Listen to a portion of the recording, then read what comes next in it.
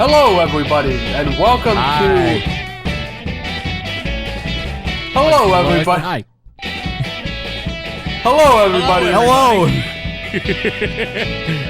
Hi, I'm Paul. You're being such a Paul right now. Hello, everybody. What do you mean? What are you doing? What am I saying? I'm just an alien. No.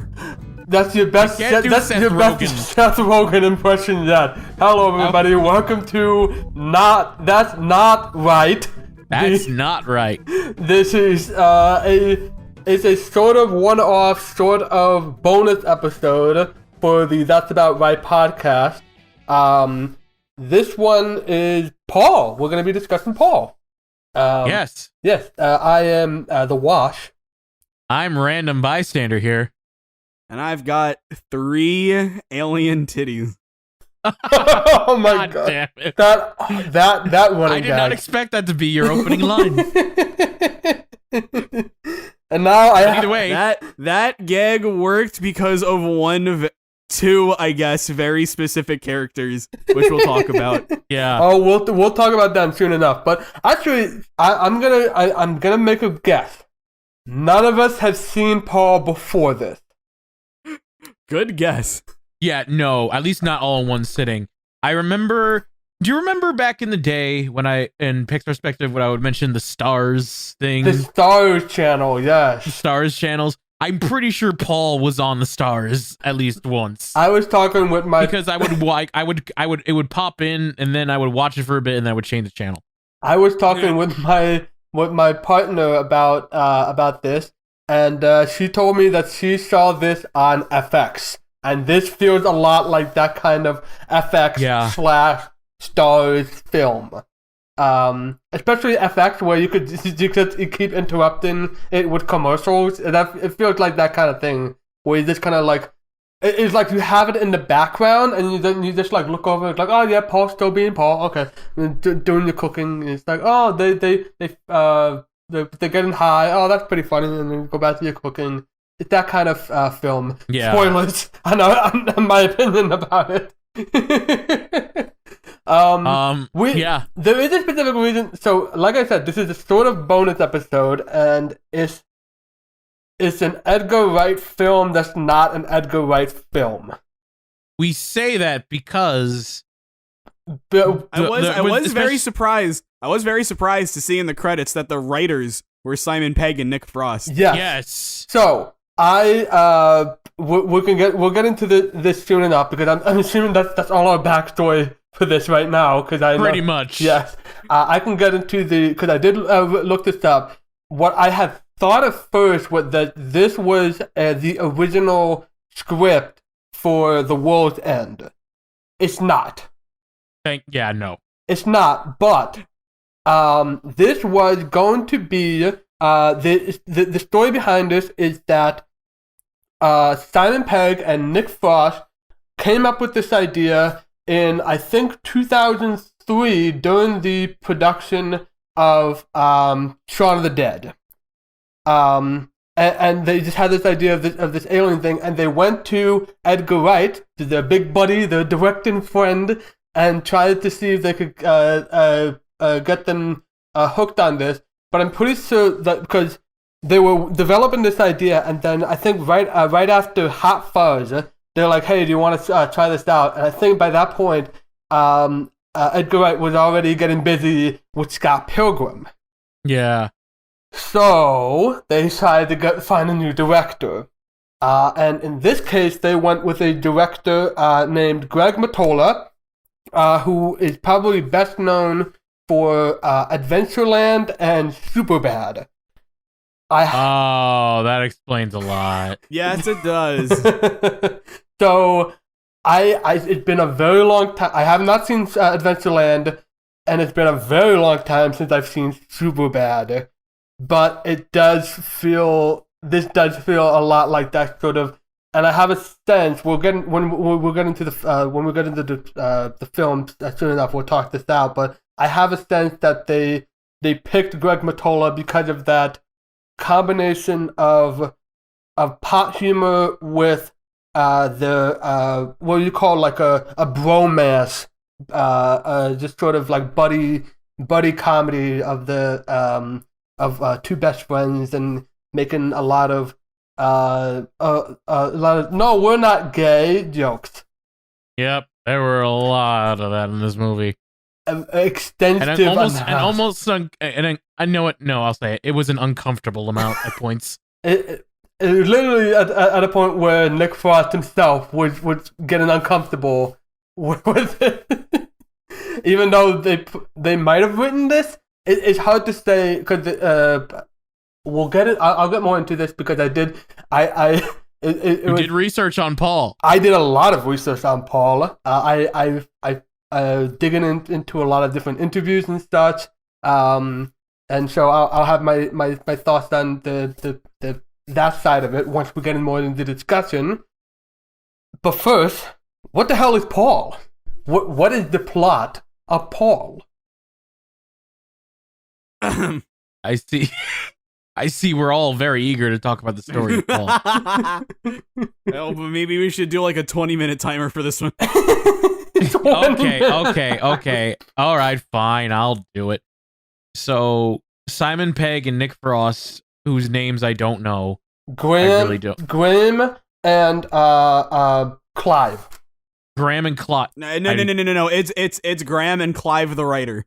The writer Graham Clive. And Clive the writer. The writer Clive. Graham and the writer Clive go to... No, actually, no. The film starts out with a UFO crash in like Wyoming in the 1940s, and a girl and the girl lets out her dog, and the dog dies because a UFO crashes on it. Mm-hmm. And then fast forward to like present day, where Graham and the writer Clive, or Clive the writer, go to Comic-Con. They're from England, and they're visiting Comic-Con, and they're gonna travel around the U.S., like West Coast or like middle of.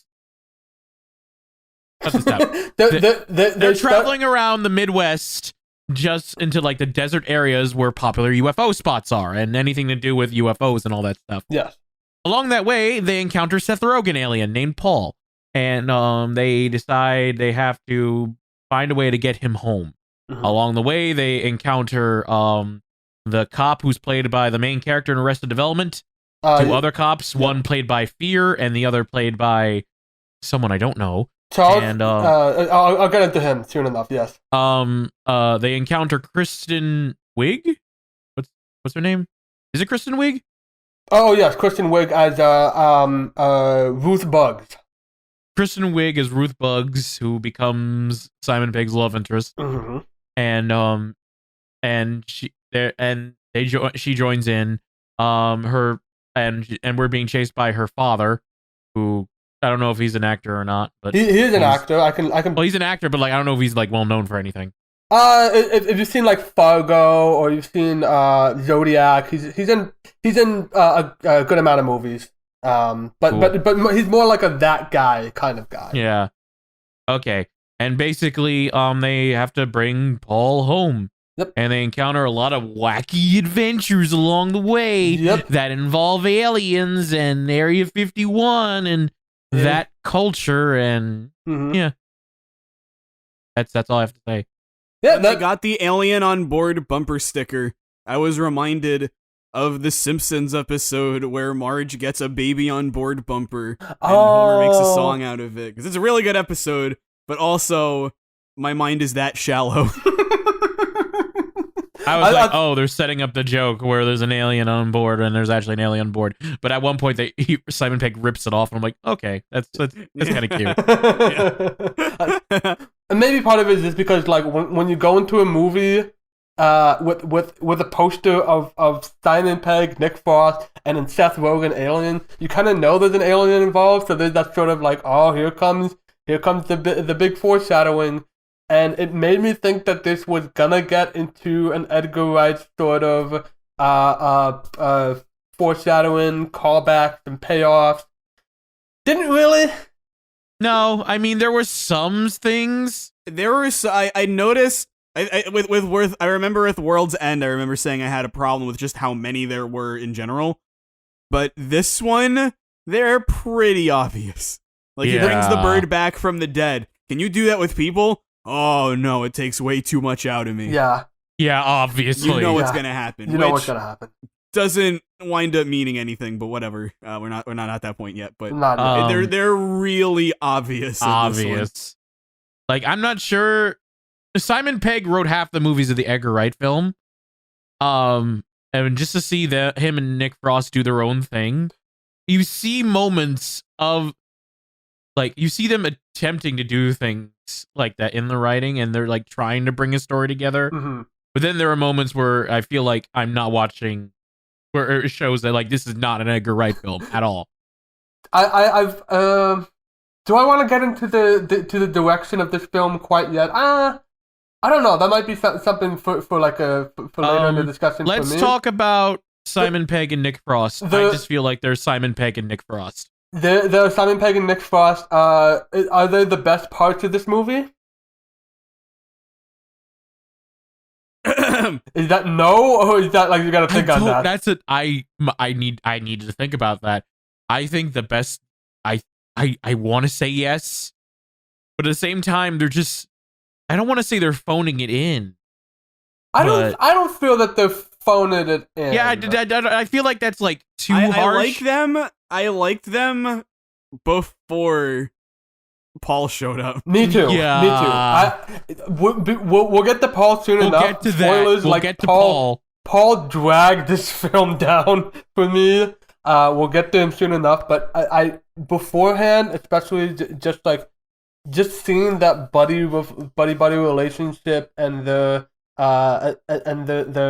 encounters with American culture and Midwest culture. This sort of that stuff is I found funny, and I like. I mean, there's still Simon Pegg and Nick Frost. They're still they still work well together. They still have great chemistry together. Amazing chemistry. Like they ebb and flow so well together. The movie started, and something felt wrong, and I couldn't put my finger on it. I'm thinking, what the heck? And then I realized Simon Pegg has hair. That's oh my so God. yeah, weird. that is something to think about, because literally in all the films he has like a shorter haircut, even spaced. Yeah. Oh my God. And then in 2008 they just gave him like hair, and I'm like, yeah. I knew something was off, but I didn't think it was that. I thought it was just more like the direction. But like, we'll get to that. It definitely. It just felt weird because I thought I knew him. And honestly, but yeah, I think I'll say that they are the best part of the movie. They are, and especially the beginning where you see them bond at Comic-Con, and they look like they're having a good time. Oh my God, the amount of like fun. when Simon Pegg was saying, oh, I'm so happy we came here. I'm so happy I invited you, whatever, and then Nick Frost was just completely somewhere else. That is a con experience. or Nick Frost like staring at an Ewok lustfully. or when he does to go off, he buys a katana, and like, or he's like, he thinks about buying a katana, and then it comes back later in the movie, which doesn't really do much with it, but that's. It doesn't, but I hate to say it, but it was probably one of the better uses of, we're going to bring this back. That's true, yeah, that's true. Pretty bad. Yeah. It got a laugh out of me, which is more than I could say for the rest. Honestly, but we'll get to that. But yeah, those beginning parts of the movie, at least that scene in Comic-Con was very good, because it was just Simon and Pegg and Nick Frost being what they usually do best, and a great nerdy duo. Well, not nerdy. They're not used to doing nerdy, but they're a great duo, and they play like they're nerds who like want to do this trip for a while. And there was a point where some of the jokes did drag, like in the hotel room, for example.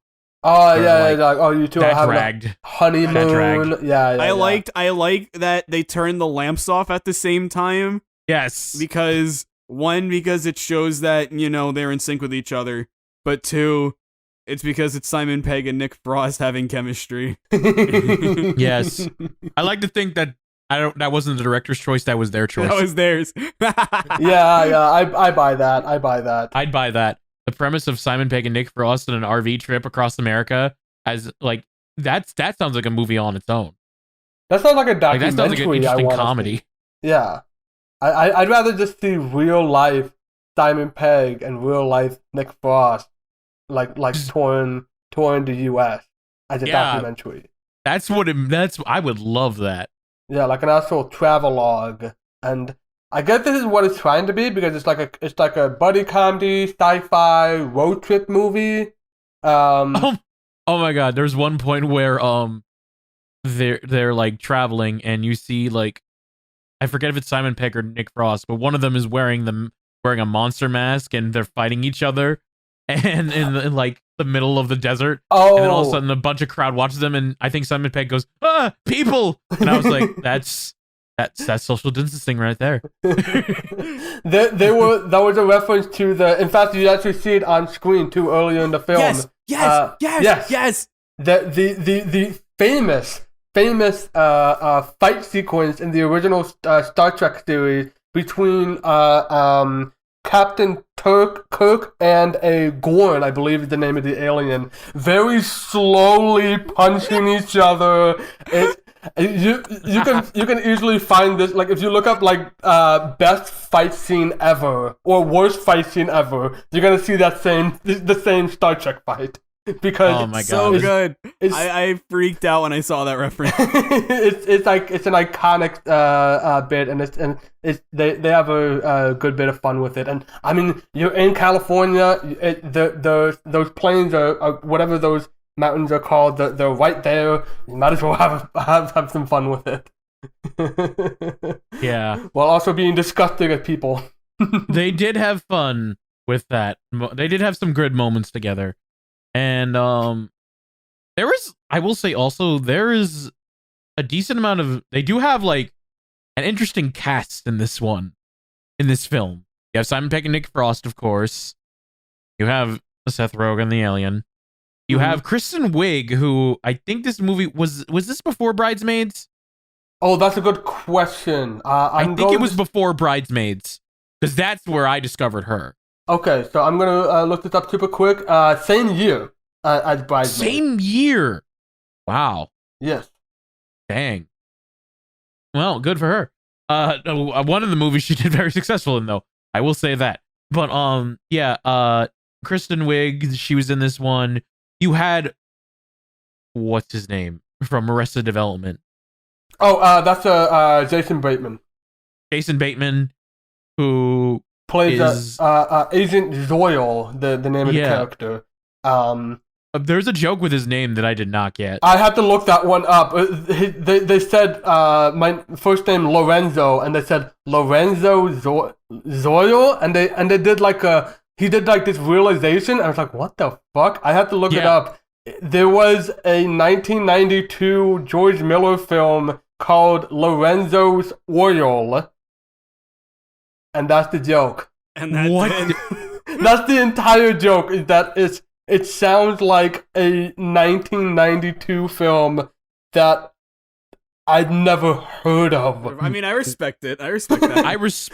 I don't understand why. I would respect it if they didn't like hang on that joke for so long. They really did. They were like they hung on it so much it gave you enough time to look it up. Yeah. That's how much it hang on it. They also had the actor who played Fear. I don't know his name. Bill Hader.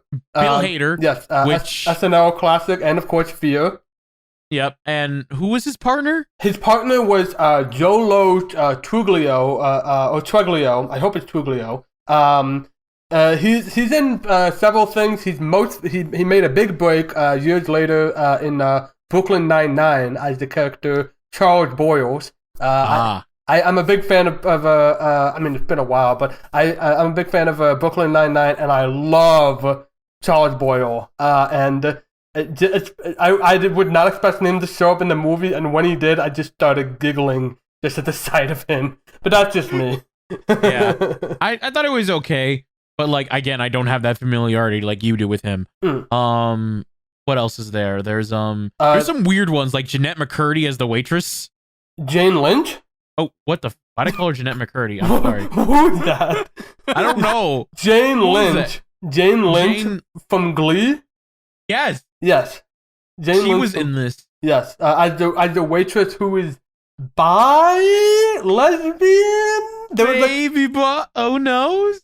They was making some sort of joke at the end where she was like coming on to Kristen Wiig. And you have a very uncomfortable, well, not uncomfortable scene, but it's actually kind of fitting for him now. So it's kind of aged more because we're supposed to hate him. Jeffrey Tambor. In the beginning of the movie, he plays the writer that they look up to. Who's that's right. It took me a while. Yes, from Arrested Development. Yeah. Yeah.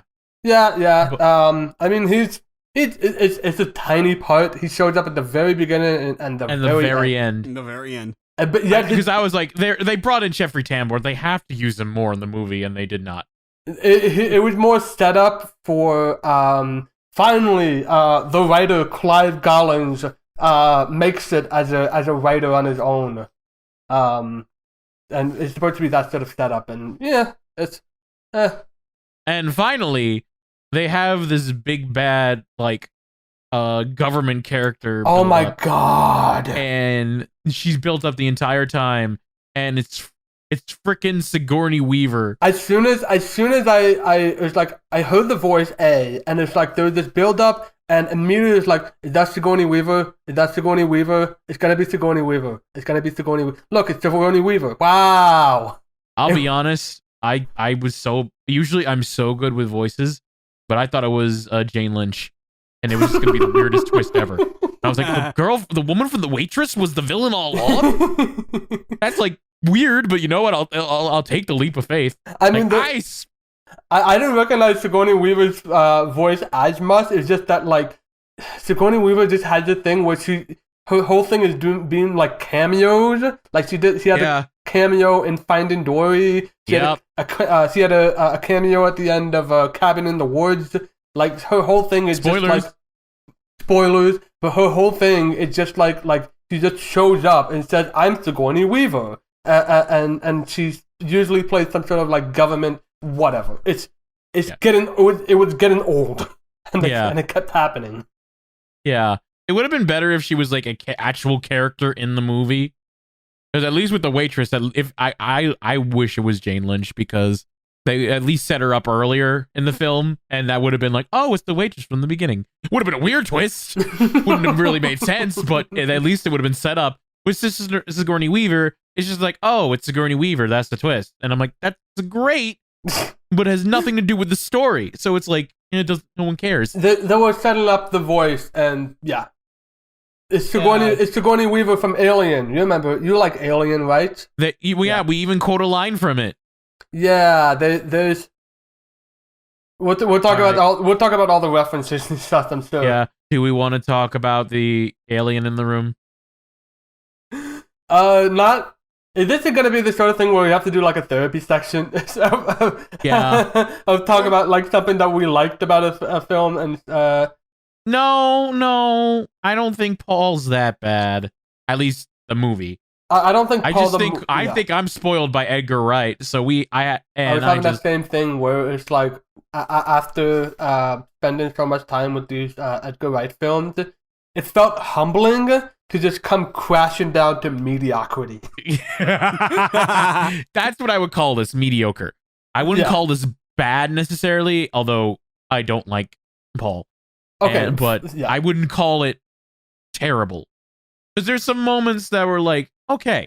And there was even some not so, even with Paul, there were some moments, slim moments that were okay. It's not an Edgar Wright film, and it's not like you could tell there's some differences. Even The World's End, which was arguably the most critical a lot of us were to of the Cornetto trilogy. Mm-hmm. That was a million miles better than Paul, in my opinion. Granted, I don't know how Kirby fan feels about Paul compared to Gary King, but well, you might not like my answer.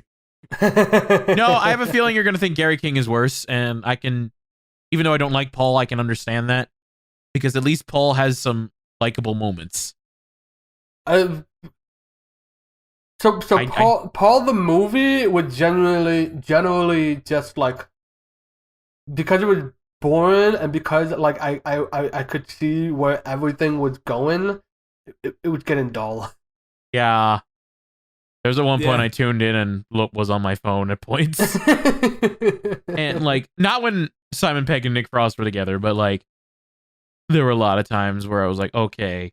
Yeah. This isn't all right. Let's talk about Paul. Let's talk about Paul. What do you guys think? I said my opinion. Do you guys remember the late 2000s when everything was about pot? Yep. Everything was about marijuana and drugs. Ha. Do you remember Superbad? Do you remember Pineapple Express? No. I do. I didn't watch. I remember Superbad, but I never watched it because I hated movies like that. I avoided those movies like the plague. You remember Ted? Oh shit! Damn it! Ted came out like. Did it come out like a year after? It came out like 2010. I want to say. It was 2000. Hold on. I thought it was 2012. Because this Ted came out in 2011. I mean, Nope, 2010. Oh no, 2012. Shit. Sorry. Okay. It did come out in 2012. So that was when the pot thing should have been dead, but it wasn't. Oh god, Paul came out in 2011. That's what I said. Oh god, I thought it came out. It seemed like it came out in 2008. That's what. That's true. It does feel. On that. It does feel a lot like a 2008 film. 2011 was around the point when the since we're talking about Edgar Wright films, we were talking about Edgar Wright films a lot. American comedies tend to be pretty disappointing, especially modern ones. And not only that, but they just aren't that big anymore. And this was around the point when they were like losing favor. Like the last big one was like The Hangover in 2009.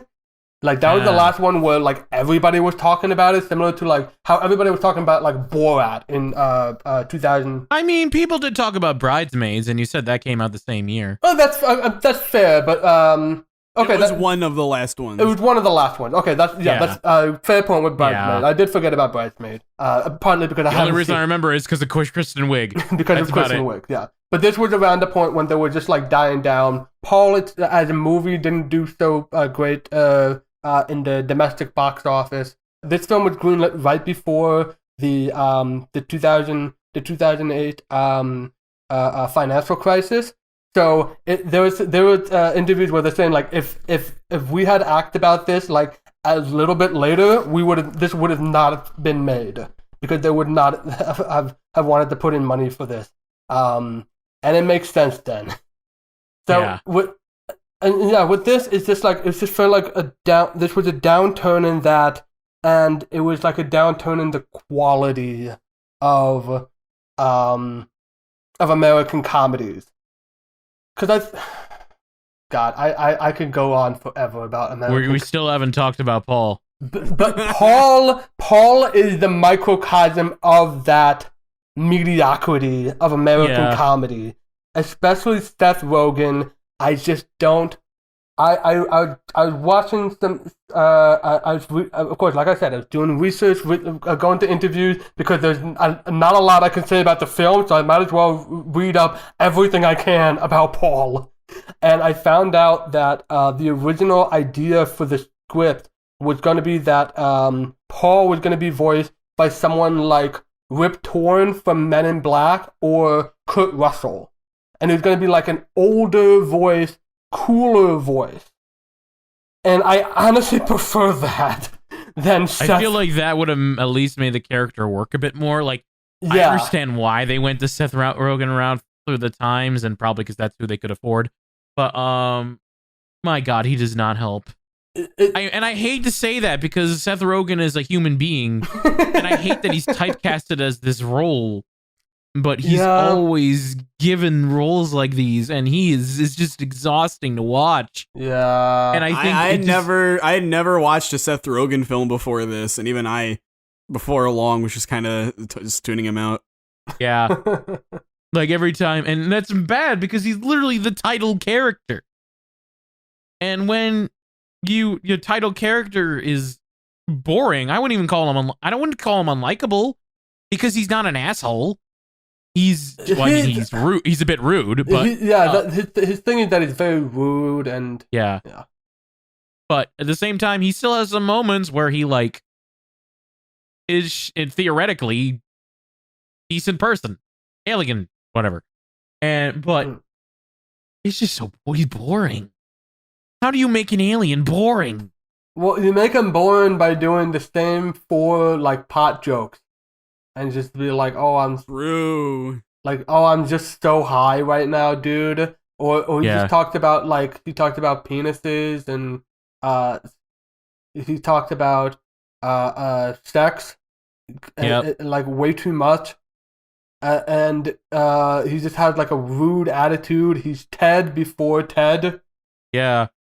Oh my God, he is. Again, I won't necessarily blame Seth Rogen because he didn't write this. I'm not gonna blame him because he's doing what he was told. He was doing the job label. I think the performance is wrong for this role. Maybe not wrong, but it didn't elevate this role. It just flatlined it. Like it did. Yeah. Seth Rogen as an alien. You don't even have to watch Paul to picture in your head what Seth Rogen. What's going to happen? Yeah. Like if they had gone with like the Kurt Russell Rip Torn sort of thing, then it would be like it would be like almost like an old hippie, whereas like he's old fashioned, like he can still have his pot jokes, but he's also just like he's just cool and sagely and like full of wisdom. And the big running gag of this is that Paul influenced all of alien pop culture, with even a cameo by Steven Spielberg calling him for some ideas on E.T. And also Paul loved Reese's Pieces, so I guess that's how we got E.T. And he wanted them to go to the butte from Close Encounters of the Third Kind. So that's how we got Close Encounter of the Third Kind. There's all sorts of references like that. All sorts. Before we get to that, do we want to talk about the other actors as well? Or do we still want to rip on Kirby? You didn't rip on Paul. I mean, like I said, I'd never seen Seth Rogen before this. It was my first time, but before long, when there's only one joke or two, but they're the same kind of joke, you kind of piece everything together. Yeah. It's kind of a shame. Yeah, because like if he was voiced by someone different, because this doesn't seem like an alien that was like been around since the 40s. This doesn't. Like if you told me that, like if it weren't for the backstory, I would have not gotten that vibe. If he was like more of a hippie type, I could see like, okay, yeah, this guy's been around. This guy right now, he just looks like he sounds like the kid that just discovered pot 2 days ago. And he's like, yeah, I know what I'm doing. Yeah, that's good. That's good, actually. Yeah, that's a good point. No, actually, he was written by the guy who discovered pot 2 days ago. Oh, harsh. I wouldn't say that about Simon Pegg and Nick Frost. I don't think they wrote his lines. I don't. I feel like it's not like the British film process where like they stick to the script. I feel like a script was written and then they're like someone influenced it and just like made jokes. Yeah, that happens in films. That does happen where you have like actors bring in their own screenwriters. Like Will Smith does that a whole lot with his films. He brings in his own screenwriters to make the dialogue sound more like Will Smith. Maybe they went for that. I feel like part of what the humor being less dry than the usual British comedy has to do with the direction. Yeah. And probably there was some like corporate meddling allegedly. What did you guys think of the FBI agents? And when I say FBI agents, I mean the lead from Arrested Development, Jason Bateman, Fear, and the guy from Brooklyn Nine-Nine. The two, I don't want to. What is the word you use to describe them? They suck at their job, Henchmen, but they're so fun to watch because incompetent. They boobs. do nothing but goof off. Yes, like they have a roadblock set up, and then by morning they're playing hide and seek with each other. Yeah, yes. When they find out that they're on the job, the one goes, "But what about our sandwich?" She said we could share it. Oh, I love this job. Like Can I go in the comic store? Only if you're good.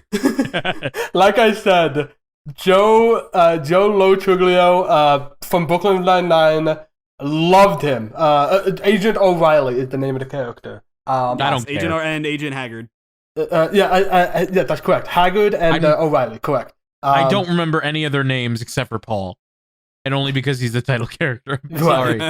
This shows how much I enjoy this film. But I definitely agree that the two they would come in really close for me with Peg and Frost in terms of like best parts of the movie, because the dynamic between them, and especially Agent O'Reilly, like when I say like his presence makes me giggle, is he's so wide-eyed. Like his default expression is wonder. like when Bill Hader's character, you see there's a plot point where he pieces together, holy shit, it's an alien. Yeah. But with Agent O'Reilly, he literally plays the funny guy the entire time, and there's some moments where it works and some where it doesn't. But like after Paul, it's nice to see him. Yeah, like Quibsam was saying, just like how like optimistic and innocent-minded O'Reilly was.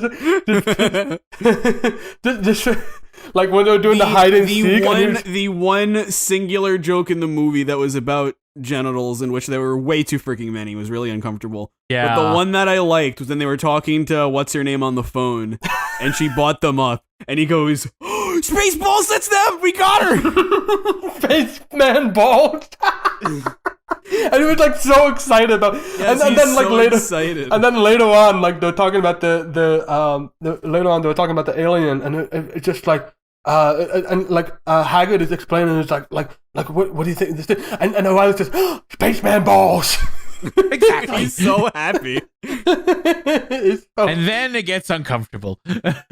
Oh, I completely forgot that O'Reilly actually grabbed it. It made no sense. It didn't make any sense. It literally was written to just like... Yeah. And not only that, but it was like, at that point, I was getting like... Yeah. Really... I was going from like, I don't care about Paul, to I'm getting mad at Paul. When he goes inside the comic book store, takes off his mask for no reason. Like, dude, it's quarantine. You can't do that. We're in a pandemic. Like he said, he like gasped as if he couldn't breathe under a cloth mask. Dude, this is why. It's like a handkerchief. It's not like, come on, you can wear a mask. We've all done it. We've all done it, unfortunately. But anyway, yes, it's getting stuff, and like I think I forgot it was like before or after, when they were like parked in the area for the RVs, and they were just like hanging outside when they were like, there's people around, there's the owners. Like, why? Like, why do you not care? Like, you both fear for your life and don't give a shit about if you get caught or not. You'd be like, oh, live a little, and it was just getting tiring. Like, pick one, pick a side. You can't live a little and fear for your life and not get caught. Like, come on. Yeah. Do something. Sometimes you just gotta roll the dice. Oh, fuck you. God, that fucking... Like, you could tell that was a line that they were like, that's gonna be the line at the end of the movie. You know, they're gonna bring it up again. And look, I think they brought it up like twice. Oh, they brought it up a few times by then, yeah. I will say, Bill Hader and Agent O'Reilly were great parts about the movie, and then they fucking died. I was so upset. No, he didn't. No, that's well, Haggard. I forget if Haggard died. O'Reilly shows up at the very end with a burned That's face. him? That was him with the burned face. And he was just like, I know those guys. That was That's him? That's him? That was O'Reilly because his face was burned from the explosion. And he was just like, I know those guys, because you find out early in the movie that he's a huge fan of that the same author. Boy, I hope Haggard's okay too. Yeah, he's not. Oh no, that's right. He died in an explosion on a bridge. One to crash and burn, the other just burned. One just burned. Yeah, the other one just gets. I forgot to mention like a detail that I like with the Haggard is when they go to that old lady's house and they try to take it down, and O'Reilly just thinks that it's not only a good idea to throw in like a smoke bomb, but also like break the window with a shovel. Yeah. Jason Bateman literally goes, "What the fuck are you two doing?" And then it turns out like the gas was still on, and O'Reilly goes for a shot and just explodes. But he's fine. He survived. He's disfigured to the point that neither of you recognized him, but he's fine. Hey, at least we see him at the end of the credits. We don't see Fear, so he's dead. Yeah, Haggard is dead. He died. He's dead. Yeah, He's legitimately I just dead. looked it up. He's dead. And Haggard like became like a secondary villain by the end of this as well. Like, almost. Especially since when he got really angry. He got angry and he also killed a guy. I think. No, he didn't. No, he didn't. Oh, he just shot somebody. But he tried to kill. Yeah, he shot the father who quotes Blues Brothers, and then he says, the father says, "I'm on a mission from God," and then Bill Hader says, "Tell him you failed," and shoots him, which is decent. At least with if a reference, put a spin on it. I like it, I guess. Yeah, that's fair. That's fair. I didn't even realize it was a reference. It was. Yeah, it that was makes, Blues Brothers. And I mean, to be fair, yes, he did try to kill him, but he was a jerk. Yes. God damn it! And that's why he deserves to burn and explode on the bottom of the Grand Canyon, or whatever they were. Wow, he was the only character who died. Yeah. No, that's not true. Bad movie. Oh no, Sigourney Weaver died. Sigourney Weaver gets crushed. True. Yeah, it gets crushed comically, or quote comically, even though it was quote comically. Yeah, because it was like literally, she's about to do she's about to be like, I think we just got through the death scene. Yeah, we just got through the death scene, and then it was like, oh, Completely we're gonna go pointless. through this. Oh, okay, never mind. No, because even the movie was done with this shit. Yeah. The aliens even like revived all of the other cops that were, or all the other the guys with the guns, with Sigourney Weaver. They revived all of them, but not Sigourney Weaver, who's crushed underneath the stairs. Well, they're not gonna lift up the ship. Do you know how slow that thing is? It's gonna take forever. Oh, that's fair. That's fair. It's good big brain right there. Yeah. Please don't tell me that Anything we else? already ran out of stuff to say after 49-minute mark. I'm good with Has it ending been early. 49 minutes? It said so on my clock. Yeah, it does. We have 26 minutes left on the timer. I don't Oh my mind God. ending it. I don't mind ending it early. Hold on. There's gotta be something else to mention. Did we talk about did we oh shit. Oh, there's gotta be hold on, there's gotta be something. If we could, we didn't talk about We did talk about the ending. the girl, and we didn't talk about the girl's oh dad. god, Oh yeah, Kristen Wiig. Kristen Wiig. Really bad. No thanks. You know what? This is an Edgar Wright movie. Aw. Ooh, a deep cut. I was wondering what side of the writers of Edgar Wright had that problem. Well, Shaun of the Dead and Hot Fuzz to a lesser extent. And don't forget that Simon Pegg had no involvement in Baby Driver. And no involvement in Baby Driver Okay. too. So I was mostly joking when I said that. Yeah. Simon Pegg is Sure. wonderful. sure. But yeah. They really don't do. She's just a love interest. She's a love interest. From the second she's on screen. Yeah, Like immediately, and at least they try and do the Christian thing, but that gets and that's then just awkward. Paul reveals himself out of spite. Yeah. Like, you idiot. What the fuck? You literally just said you can't be exposed, and yet you just do it just to prove a point. Like, what? Why? I know why they're doing this, and they even say in the interviews that like they have that conversation because like an alien encounter would shake your understanding of the world in many ways, especially like the our place in the world, in the universe. So it's like I get why they're going for this. I wish it didn't have to be like this. I wish it wasn't because of Paul. Yeah. That's the main thing, is that it's because it's Paul. Because he's doing this to prove a point. Because he's such an epic Reddit bro that he has to make his point like this. Like, honestly, if they did the thing, like, her father was a lot more religious, and he seemed like a bit of a jerk at points. Like, if they did the thing, like, I hate to rewrite the movie, but, like, if they did a thing... I didn't stop this before. No, true. If they did a thing where, like, she wanted to escape her father, but she couldn't because she fully believed in these Christian values, and Paul was like, look, I can't see you tortured like this. I'm going to show you the truth, or whatever. That would have been handled better and more of a reason to, like, expose himself instead of just proving a point. Well, figuratively and literally exposing himself because he's naked when he's invisible. But beside the point, that would have given him a reason to be like, okay, I have to expose myself a bit.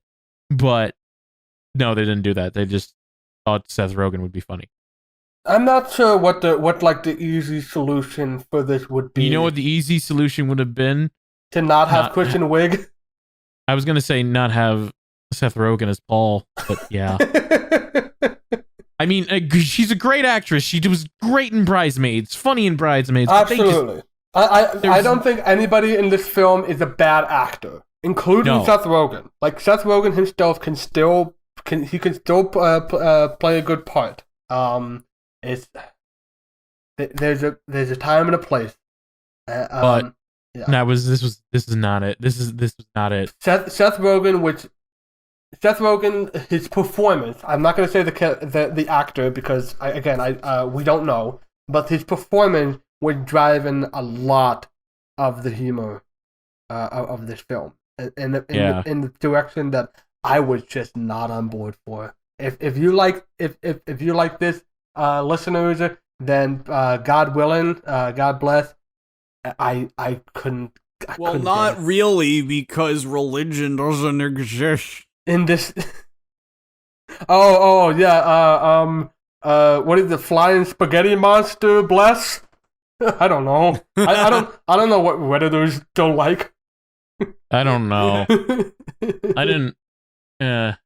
You sound really exhausted already. Yeah, do you want to get to our final thoughts? I hate to say this, but like we have like, and I feel bad because we could talk. We would somehow able to pull 75 minutes out of Cars 3. Well, first of all, we had Count Rancid. Second, it's Cars 3. It exists. We had to. We probably should have invited Count Rancid. Third of the movie. I don't know. I don't want to talk about Paul. I could say that. I just don't want to talk about it. I mean, and I feel bad because Simon Pegg and Nick Frost are great people, and was this the only movie they wrote together? I know that Simon Pegg had another film before this. He wrote this with an American comedian, Michael Ian Black, called Run, Fat Boy, Run. I've not seen it. I just remember seeing like the trailers for it and just thinking, oh, it's the Shaun of the Dead guy. But it didn't look very good, and I don't think it was very good. It doesn't look like, no. It looks like that was the only one. The closest we have is that there is there's a TV show that Nick Frost, Simon Pegg, and a couple others created together that came out last year, actually, in 2020, called Truth Seekers. which is about. It looks like it's trying to be I'm looking at this right now. So it's going to be like a paranormal show, like a paranormal comedy with Nick Frost as one of the leads. Okay. I check that out. We're not doing. I think not for the podcast because I think we're about done. But that's about right. And honestly, are we about done with the timer? I can't think of anything else to say at this point, unless we want to talk about the ending. But other than it being predictable, it's predictable. That's all I can say. Yeah, they shoot Graham, and he dies, and then of course we know what's happening. We know what's gonna happen. It happens, and we think like, oh no, we lost Paul. We would think, oh yes, we lost Paul. And then never mind, darn it. I'm sorry, I don't like this character. This movie, okay, here's something I want to talk about, because I mentioned it earlier, and I said I was going to save it. I'm going to talk about the directing. The directing job of this. I was disappointed, of course. Because I was going into Peg and Frost film, expecting something more inventive in the direction department and the editing department. Not really. It doesn't really feel like it has, beyond the plot humor. It doesn't really feel like it has a style to itself. It was. That's because it doesn't. That's because it's just like generic American comedy movie. I was thinking about because they were talking a lot about like the how the influences they got from E.T. and Close Encounters and several other alien sci-fi films, and it's like it's like Spielbergian films, especially like E.T. and Close Encounters, and it's like it doesn't feel like a Spielberg movie. It's not like Hot Fuzz. Like Hot Fuzz is clearly like reveling in the Michael Bay, Catherine Bigelow, just like giant action movies, or Jerry Bruckheimer, like huge giant action movies where like every small action, like the action of hanging a coat, it's just like whoosh, just like giant for no reason. Can I say something? What would you like to say? There is a difference between influence and reference. Paul references. Movies by Edgar Wright are influenced by things. Yes, and that's the unfortunate, like, the world's end. They say they're influenced, it's really they just reference things. Like, oh, they reference Reese's Pieces. They're not inspired by E.T. They reference Close Encounters of the Third Kind. They're not inspired by it.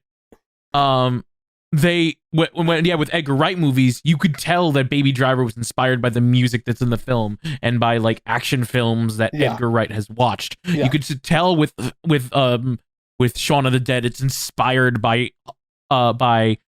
zombie flicks and like House of the Dead and stuff like that.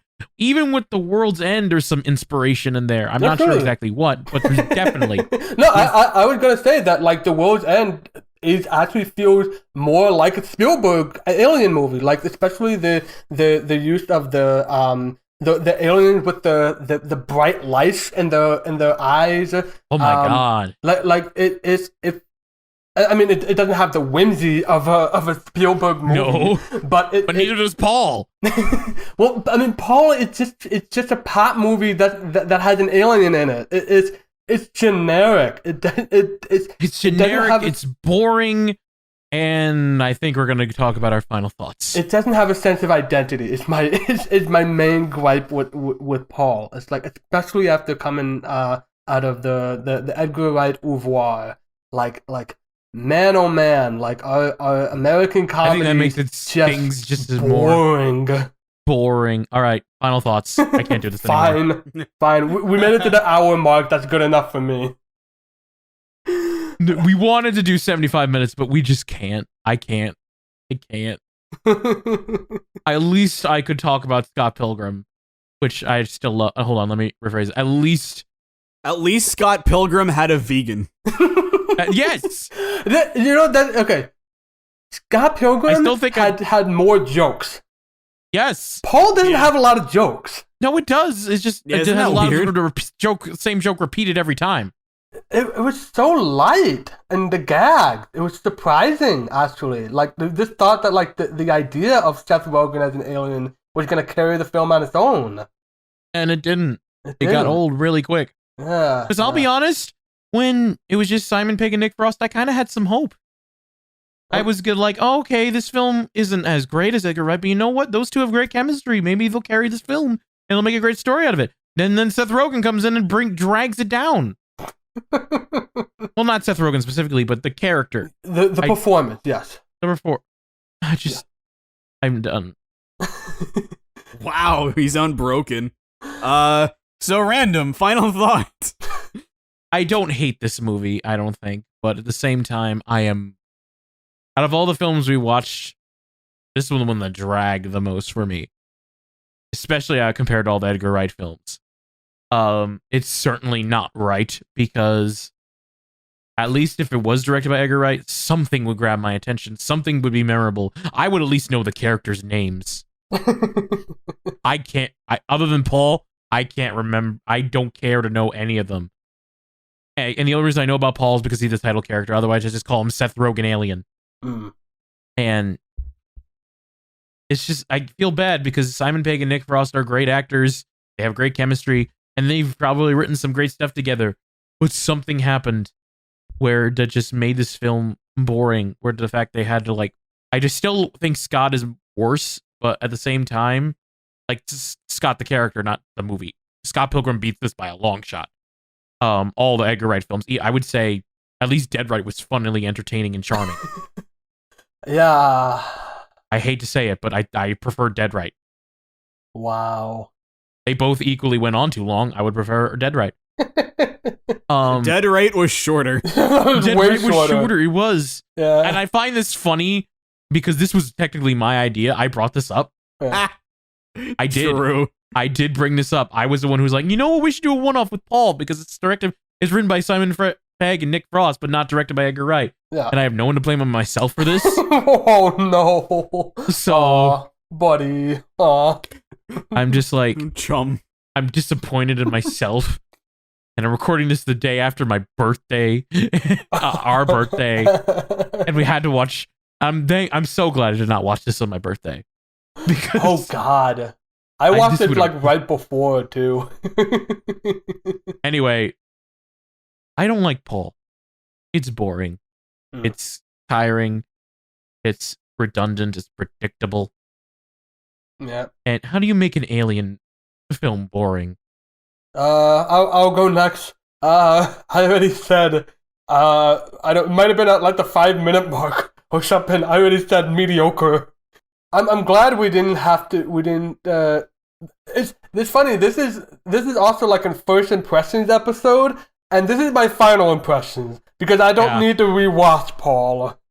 I'm fine watching it the once. If it's on FX or TNT, whatever. If there's nothing else to do on a Sunday afternoon, I guess I'll watch Paul while I'm doing the dishes or making dinner. But beyond that, it came and went. I could not care. It was just so mediocre. Like you said, it almost got there with the Simon Pegg and Nick Frost, and the two Asians, Bill Hader and Joe Lo Truglio. I again hope I pronounced that right. I had a great time with those two. And those. You forgot about Jason Bateman. Oh yeah, the nothing. He was the twist turned out hero. to be a twist good guy. That's about it. That's all I can really say about him. Yeah. He just played a secret agent. He drank piss. Yeah. That's the funny joke. Yeah. He's the good guy that double crosses the government. Wow. Because Paul introduced him to his wife. And And also his name is a reference to a 1992 George Miller film. Okay. Right. That's all I got. I'm running. I'm running out of steam. We're not even at the 75-minute mark. And We're not going to get there. Kirby fan, wrap it up.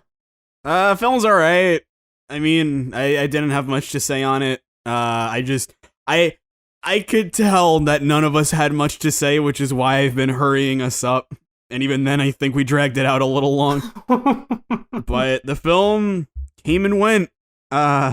It has Simon Pegg with hair. It's wrong.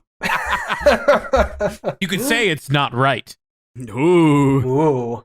I will, however, say that I don't know if I share the sentiment about liking it less than Dead Right. I just don't know. I mean, I like Dead Right. You know, I think I've defended Dead Right enough times to, you know, say that. But I don't know. I like The Agent. It's so shallow, but whenever they were on screen, it was like I was watching a really good movie. Yeah, that's true. Those two. And I mean, there were laughs here and there, none of them involving Paul. The movie wasn't about an alien. If instead it was about like, yes. What if? No, what am I? It's not. It wasn't funny, but it's just like I know people like this. When he buys the cheap katana. And then he tries to use it in a fight, and it just breaks, and he acts all surprised. It's like, I know people like this. Okay. Is there anything else? Please try. No. Okay. No. Because I had this idea. I wish I had written it down. What if the film was actually about just those two bumbling agents trying to figure out why what the head honcho is hiding from them, and they don't see the alien until the very end or whatever. So we don't have to experience so much Seth Rogen. Yeah, you don't have to experience Paul. Yeah, you don't have to experience Paul in Paul. Honestly, if it was just a movie about like two tourists from England trying to go on a road trip while agents are looking for them and they have no idea why, I feel like that would be a great comedy. And you don't see the alien until the very end. And the alien doesn't talk. I feel like that would be an interesting comedy. Actually, yeah, there could be a chance for Paul if he was like silent, Mute. if he was more like a MacGuffin. Like if they went the ET route, and he was just like like a cute the little ET alien. route. Yeah, actually, that's a good point. He's more like a MacGuffin, and maybe he has like a little bit of a cuteness element just to make it more ET. Oh yeah, the design of Paul was weird too. Like I know it was generic, which I know was the point of the plot because he's like, oh, I influenced every alien ever made. Yeah. But like, come on, that's a cop out. You could have.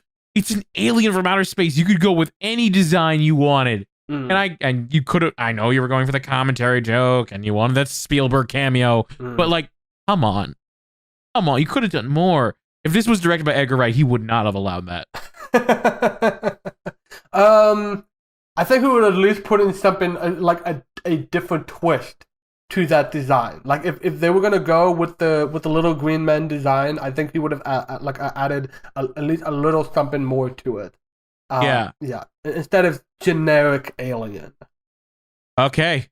Yeah. That's all I have to say. Then I will add that did you know that they were hoping to make a sequel for Paul. What would you even do? He went home. They were going. Well, he would come back to visit, and then Haggard would come back from the dead, and nobody would know what to do. No, Paul would bring him back. Oh, true. God. Hey, you guys want to see a funny joke? Brings Haggard back. I still hate you. Oh no! He kills Paul. The end. The only thing we would know about it is that the title would have been called Paul's. Was I guess it had to be a reference to the movie Aliens, which was a sequel to Alien. So they added S at the end. I imagine it would involve more Seth Rogen aliens. I like them. Yeah, it's a cute joke. But yeah, from the title of that, you can probably tell where that would have gone. Yeah. But it didn't do so hot at the time, and everybody forgot about it. Except me, apparently, because I remembered it. So you don't Bye. have to. I'm sorry. Get out. I'm sorry. Get out. Well, until next time, I am the Wash. Let's do the let's do the Twitter plug before we Yeah, forget. we gotta do the Twitter plug. So because we kept forgetting to do this at the end of episode. If you liked what you listened to, I'm surprised, but you can listen to more. You can subscribe to our YouTube channel. You can look up WRK in progress or Pixar Perspective. We're usually under those results. And you can also follow us on Twitter, WRK Podcast, where we'll drop a tweet every time a new episode comes out, because we're gonna be doing a new series soon enough. Yeah. Is that happening next, or are we doing another one-off or two? We'll talk about that off screen. Okay. So if you like this stuff, again, I'm surprised because of how tired we sounded from Paul, but thank you very much. And with that, I've been the Wash. I'm Random Bystander here. I've been the Wash. I'm Random Bystander here. I've been the Wash. I have 3 titties. Fuck. We just made it past the 70-minute mark and we're done. I'm out. Bye. Bye.